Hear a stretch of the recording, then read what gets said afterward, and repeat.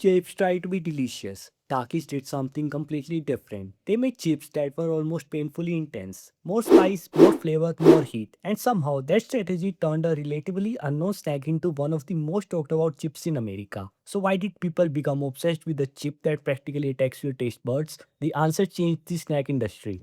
When Takis entered the market, most popular chips followed a simple formula: make them easy to eat, appeal to everyone, avoid extreme flavors. Takis ignored that strategy. Instead, they went after people who wanted intensity. Extreme spice, extreme lime, extreme flavor. Suddenly, eating a chips became an experience, not just a snack. And the difference mattered because people remember experiences, they forget ordinary snacks. Takis did not explode because of commercials. They exploded because of schools. Students started bringing them to class. Friends challenged each other to eat them. People compared spice tolerance. Some loved them, others could not handle them. And every reactions became advertising.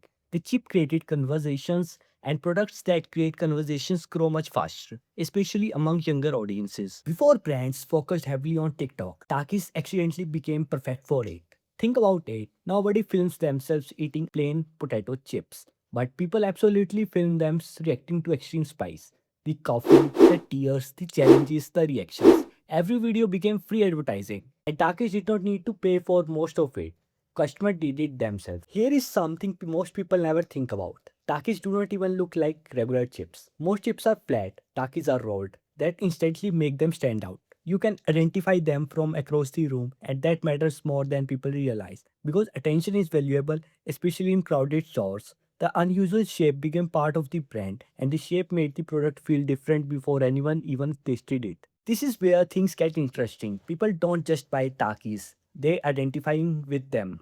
For many fans, liking Takis became part of their personality. People proud say, I can handle the heat. That creates belonging. And belonging is powerful. The best brands don't just sell products, they sell identity. And Takis became the chip associated with people who wanted something more intense than everyone else. Once Takis became known for extreme flavors, other brands started noticing. Many launches spicy products, extreme hot chips, flaming versions, extreme editions.